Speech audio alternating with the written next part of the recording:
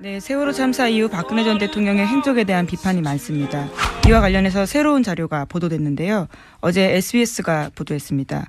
박영수 특검팀이 재판부에 제출한 수사보고서에는 참사 이틀 뒤에 박근혜 전 대통령이 시술이 이뤄졌다라는 내용이 있다라는 건데요.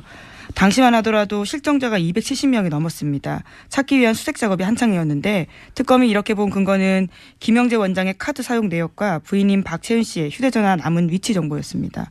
김 원장은 4월 18일 청와대 인근 커피 전문점에서 자신의 명의의 신용카드로 결제를 했고요.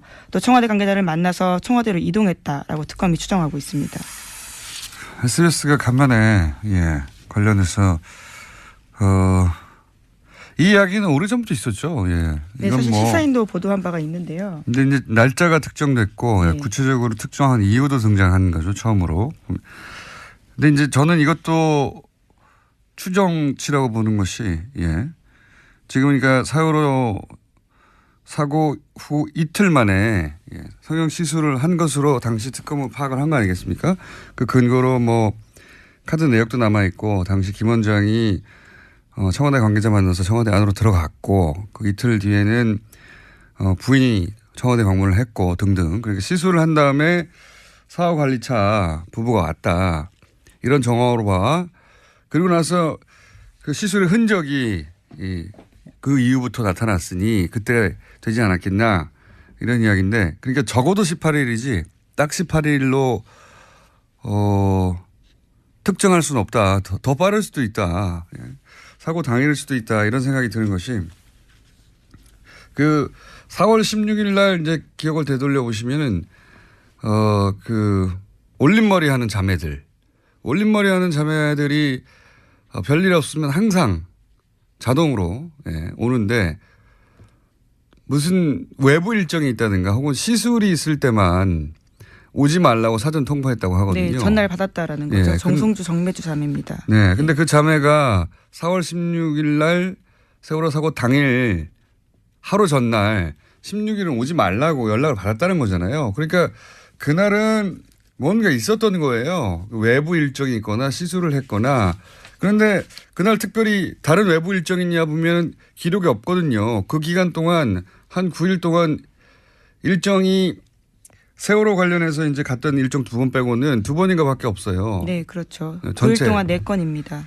9일 동안 4건인데 그중에 2건은 세월호 일정이잖아요. 세월호 사고가 발생해서 생긴 일정이지. 그러니까 9일간 2개거든요. 9일간 2개. 하루에 하나도 아니에요. 일정 전체가 거의 비어 있는 거예요. 거기. 그 기간 동안은. 그 기간이라 하면 세월호 사고 당일부터 9일간. 근데 그 전 하루 전날 오지 말라고 통보하였다. 그리고 이틀 후에는 최소한 이틀 후에는 시술의 정황으로 보이는 일이 있었다. 저는 세월호 당일도 과연 청와대 내에 있었겠는가 하는 의문이 여전히 강력히 듭니다. 네, 또 특수활동기 관련돼서 계속 수사가 진행 중인데요. 이 관련된 비용 문제도 아직까지 또 제대로 밝혀지지 않았습니다. 그러니까요. 이렇게 다 연결해서 만약에 세월호 당일 혹은 그 다음날 시술을 했고 그것 때문에 세월호 대처가 늦어졌고 그리고 그 돈은 특활비로 썼다 이러면 완전 완성되는 거죠. 완성. 스토리가. 자, 그렇습니다. 이 뉴스는 앞으로도 계속 나와야 될 뉴스고 단순히 시술을 했네. 뭐 대통령이 시술할 수도 있죠. 근데 그로 인해서 어떤 일이 벌어졌는가 국가적 재난에 어떻게 대처하지 못했는가 이 얘기는 저는 반드시 다 밝혀서 오래 걸려도 기록으로 남겨야 된다고 봅니다. 네, 시리에 빠져 있을 때. 세수도 못할 때인데요, 이때는. 그렇죠. 아직 수백 명의 세수를 못해서 얼굴이 푸석푸석해갖고 시술을 받았나요? 글쎄요. 그 아직 수백 명의 학생들이 실종된 바로 그 상태에서 시술을 받았다는 얘기인데 이게 상식적으로 믿기지 않을 정도로 충격적인 얘기이기도 하죠. 최순실이 국정농단한 건 상식적으로 더더욱 못 믿어요. 그렇죠. 뭐 이미 뭐 상식에서 많이 벗어나긴 이 정도 했지만 우리가 놀랄 국민들 아니에요. 이제 당연한 탄핵이 조금 늦었구나. 네. 이 정도만 생각하시면 되는 거죠. 그렇죠. 그게 다행인지 불행인지는 모르겠는데 어쨌든 그렇습니다. 이게 SBS 사진 찍었는데 그 주사바늘 나온 게 이제 그 사실로 입증이 되는 거네요. 그럼. 네, 그거는 JTBC 보도였는데 이제 JTBC가 그때 보도를 했던 거는 세월호 참사 당일에 시술을 했을 가능성이 있다. 그래서 이제 21일에 그 자국이 남아 있고, 그래서 그 시술을 받기 때문에 네, 그 7시간 참사에서 동안 좀 늦었다. 7시간 동안 아무것도 못했다. 네, 바로 그런 의혹이었죠. 근데 예. 이 특검에서는 이것도 이제 증거로 활용을 하긴 했는데 이제 특검에서 본 시간은 오히려 참사가 일어난 다음 예. 이틀 뒤입니다. 근데 이 증거가 있는데 이 정황이라는 것이 이 김영재 원장과 그 부인 박채윤 씨의 행적을 특검에서 조사를 한 결과 뭐 이런 결론을 내렸다고 해요. 그러니까 김영재 원장은 2016년 4월 18일에 그 청와대 인근 커피 전문점에서 네, 커피값을 자신의 카드로 계산한 정황이 있고요. 그 커피값 결제를 했다고 하고요. 그리고 청와대 관계자를 만나서 함께 청와대로 이동했다. 네, 이게 예. 이제 특검에서 밝혀낸 것입니다. 그리고 이틀 뒤인 20일에는 그 박채윤 씨의 휴대전화 위치 기록에 청와대가 있었다고 해요. 예. 그래서 특검에서는 18일에는 시술을 하고 그다음에 20일에는 그 부인인 박채윤 씨와 함께 김영재 원장이 들어가서 일종의 그 시술이 잘 됐나, 예. 뭐 그거를 이제 검사하러 들어간 거 아니었나라는 치료. 거죠. 수술 후 뒷치료. 네, 그렇습니다. 어쨌건 그렇게 된 것 같다라는 건데 그래서 뭐 그것뿐만 아니라 또 하나 좀 정황이 또 있거든요. 예. 그 세월호 참사가 발생한 4월 16일부터 무려 9일 동안 박근혜 전 대통령의 외부 일정이 없었다는 겁니다. 예. 그러니까 외부가 아니더라도 그 공식 일정으로 잡아놓은 게 고작 4건뿐이었다는데 그나마도 이 4건 중에서 2건이 세월호 참사 이후에 부랴부랴 잡은 일정이었다고 해요. 그러니까 한마디로 이거는 의도적으로 공식 일정을 축소를 했다고 볼 수밖에 없다. 언제부터 언제까지? 네, 4월 16일부터 9일이니까 네, 4월 24일까지. 예. 네, 그 축소가 기간 아니라 동안에 일정 자체를 아예 없애버렸네요. 그렇죠. 이때는 일정이 보통 없었다는 거죠. 수술하고 붓기 때문에 한 일주일 정도. 네, 그래서 시술한 자국을 보이지 않기 위해서 예. 네, 그렇게 하지 않았나 뭐 그런 얘기입니다. 어쨌건 세월호 참사가 일어난 지 지금 이틀 뒤에 이런 시술을 했다는 거는 네, 좀 개인적으로 굉장히 충격적인 일이기도 하고요. 근데 그 이런 분을 대통령으로 뽑자고 주장했던 그분들은 다 어디 갔어요 지금? 그러게요. 뭐 그분들 중에는 뭐 보수가 혁신해야 된다면서 당을 나간 분들도 있고, 예. 네, 또 다시 그 당으로 들어간 분들도 국민들이야 있고. 속아갖고 네, 국민들이 무슨 문제가 있겠습니까? 현혹돼갖고 네. 저런 분이 잘할 수 있겠구나 했고 국민들은 현혹돼서 한 것도 국민들도 이제 좀 비판받아야 마땅하지만 그렇게 주장한 사람들 때문에 어쩔 수가 없는 측면이 있어요 국민들은. 아, 그렇죠. 이게 뭐 계속 2012년 대선을 돌이켜 보면은 정말 뭐 국정원 직원이 그렇게 뭐 댓글을 단 흔적들 뭐 그렇게 예. 정황이 있고 그거를 했는데 뭐 경찰이나 이런 국가 기관을 총 동원해서 네, 지금 박근혜 대통령이 탄생 곧 된 거잖아요. 예. 그래서 그런 걸 보면은 정말 이 국가기관 그리고 뭐 당시 여당 예. 네, 이런 쪽의 잘못들이 뭐 그냥 넘겨볼 수만은 없는 어제 한겨레 그런 20일 상황이죠. 하호영 기자 나와갖고 네. 특종 단독으로 했다 그러면서 하호영 씨가 나서 김영 누구죠 그 국정원 여성분 김하영 씨, 김하영 네. 하호영 김하영 이상한데 좀 라임이 맞네요. 김하영 씨가 그 제보 당하고 네. 김용판 청장이 발표하는 그 며칠 동안 네, 전화 추적으로 3,000 몇 건의 전화 추적을 했더니 네. 집중적으로 이런 정보기관과 전화가 이루어졌다.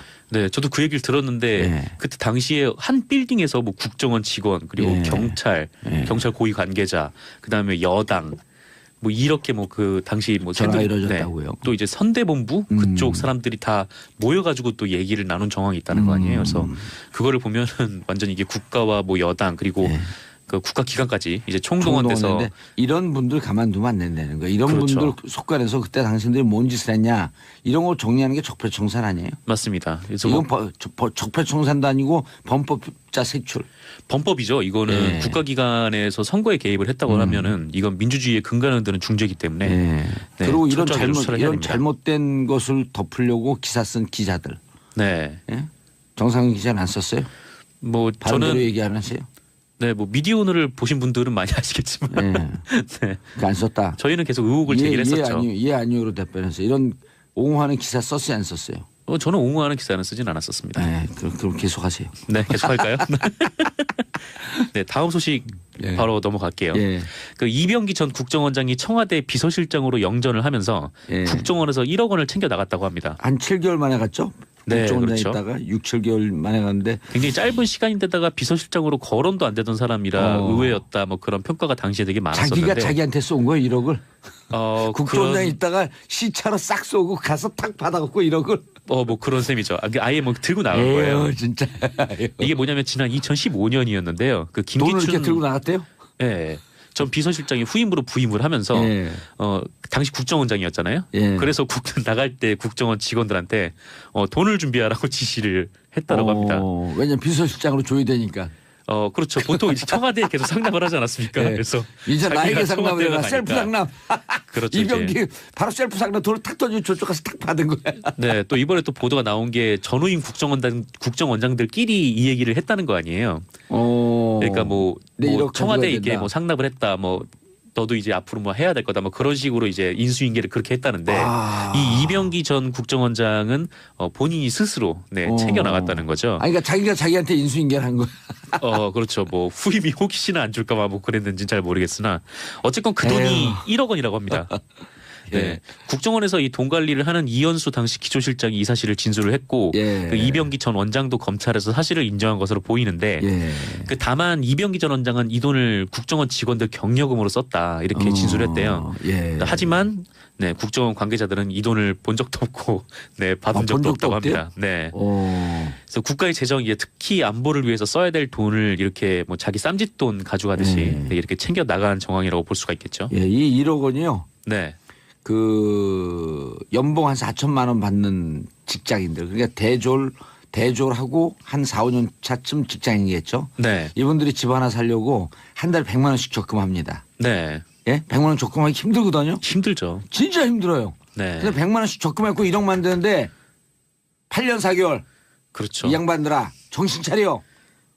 그 돈을 7개월만 국정원장을 하고 예? 그대로 이 빼간 거죠. 청년 20대 30대 청년들이 이거 100만 원씩 내갖고 8년 4개월 만에 1억 만드는 거예요. 또 문제는 그렇게 모아도 집을 못 사요. 모으지를 못해요. 모으지를. 네, 애초에 중요한 모으지도 건. 못하고 네. 그렇게 왜냐 한 모았다고 4개월 해도 모은 다음에 굉장히 힘들죠. 털어갖고 또 여행 가고. 네, 그렇죠. 어쨌건 뭐 다들 이렇게 힘들게 사는데 에휴, 국민들이 진짜. 그런 국민들이 낸 세금을 아유. 이렇게 쌈짓돈 가져가듯이 그러니까요. 가져갔습니다. 이런 사람들 이거 처벌해야 된다는 것을 정치 보복이라고 하는 사람들 누구예요? 그래서 명단 사실- 좀 얘기해 보세요. 네, 납득이 안 가죠. 뭐 예. 명단 자유한국당 홍준표 대표를 위시해서 네, 뭐 굉장히 많지 않나요? 예. 뭐 이명박 전 대통령도 뭐 적폐청산이 뭐 정치 보복이다 뭐 예. 이렇게 얘기를 했었고. 그다음 또 돈 먹은 최경환 씨. 네, 예. 그렇죠. 하여튼 굉장히 좀 많죠. 사실 한쪽에 다 몰려 있어가지고 굳이 그거를 한 명씩 꺼내 와야 되나 싶기도 하고. 예. 네. 기자가 무서운 얘기하네. 그냥 통으로 그 일망타진하자 이런 얘기네요. 아니요, 뭐 일망타진하자는 얘기 그렇게 주장하는 분들이 한쪽에 몰려 있다라는 뭐 그런 얘기입니다. 다스 비자금 특검 직무유기 공소시효 불과 3달 남았다? 네, 좀 구체적으로 말씀을 이거 드리면 무슨 얘기예요? 그러니까 당시 BBK 사건을 수사한 정호영 특검팀 있잖아요. 예. 이 정호영 특검팀이 꼬리곰탕 특검. 네, 그냥 이명박 대통령 당선인 불러가지고 예. 꼬리곰탕만 먹고 헤어졌다 이제 뭐 그건데. 그것만 보도됐죠? 네. 실제로는요. 이명박 대통령은 셀카 찍고 그러고 갔어요. 아 그래요. 아 이제 뭐 대통령이 됐으니까. 예. 그 가보를 남겨야겠다, 자기들끼리 그런 건가요? 강요하고 찍고 박수 치면서 셀카 찍고 그랬어요. 네. 제가 다 알고 있어요. 제가 그 옆에 있었거든. 뭐 일종의 뭐 데스노트 같은 거예요. 네. 이렇게. 근데 어쨌거나 이 BBK 사건을 수사한 정호영 특검팀이 다스 비자금 120억을 발견을 했는데 덮었죠. 덮었죠. 네, 이거를 검찰에 인수인계하지 않고 그냥 뭐 다스 원상태로 돌려놓아라 네. 이렇게만 지시를 하고 네, 그렇게 덮었다는 거예요. 그래서 이 의혹과 관련해서 특수 직무유기 혐의가 있는데 특수 직무유기 혐의. 네, 그렇죠. 네, 세다. 특정 범죄 가중처벌법의 특수직무유기에 해당한다. 뭐 그런 주장이 특가법상. 있어요. 네, 형은요? 센 법이죠. 예. 형은 뭐 형은 정확히 제가 잘 모르겠습니다. 그런 걸 좀 영혼 있게 좀 조사를 해갖고 오세요. 왜냐면 형이 좋거든. 동생보다. 네, 죄송해요, 형. 네, 그 공소시효가 10년이래요. 공소 얼마 안 남았네 이제. 그렇죠. 이제 2008년 2월이니까. 2008년 2월 21일에 그 특검에서 결과 발표를 했거든요. 그때를 계산하면 2018년 2월 21일이 됩니다. 2월 20일. 최순실 이거 보면 모르겠네. 아이고 참 큰일 났네 이거. 아이고 어떡하나. 네, 아이, 그렇죠. 참. 근데 하지만 이번에는 큰일 났네. 네. 하여튼 국민들 입장에서 큰일이 난 거죠. 예.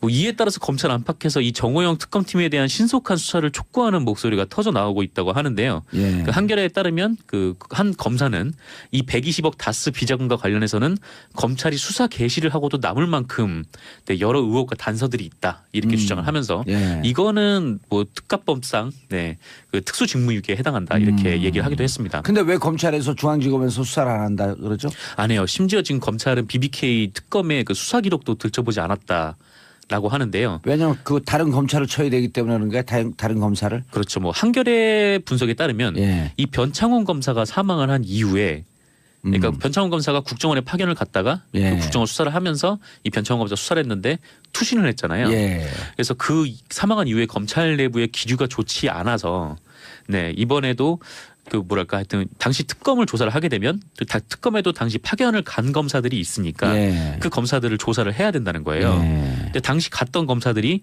지금 이제 박정식 현 부산고검장, 그리고 차민기 수원지검 1차장, 그 조재빈 대검 연구관 이렇게 나름 검찰의 고위급 예. 인사들로 포진이 돼 있답니다. 그래서 검찰이 자기 스스로 검찰 조사 안 하니까 공수처 필요하다는 거예요. 근데 그 공수처 논의도 지금 자유한국당에서 반대를 하고 있죠. 왜냐하면 자유한국당은 공수처 하게 되면 자기들이 대상되니까 반대하는 거예요.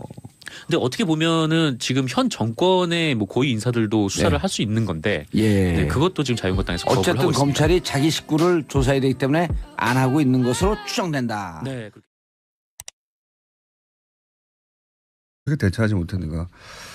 이 얘기는 저는 반드시 다 밝혀서 오래 걸려도 기록으로 남겨야 된다고 봅니다.